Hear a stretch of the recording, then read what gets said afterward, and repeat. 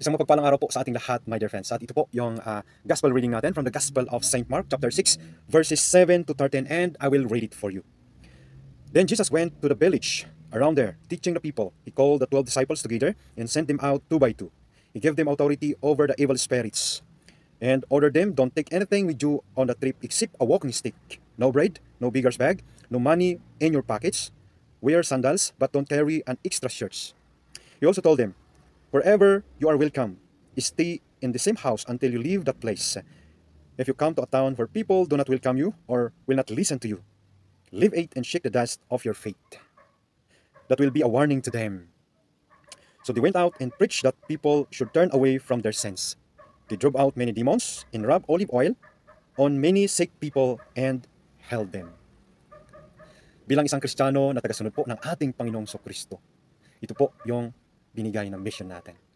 First, tanggapin natin ng buong puso, ng buong buhay, no, ang ating Panginoong Kristo. Second, isabuhay natin, no, ang ating pananampalataya sapagkat si Jesus ang dala natin, no, sa buhay natin.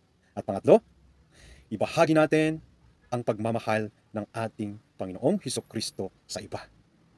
Ikaw, handa ka ba sa imbitasyon, paanyaya ng ating Panginoong Kristo na mission natin sa buhay?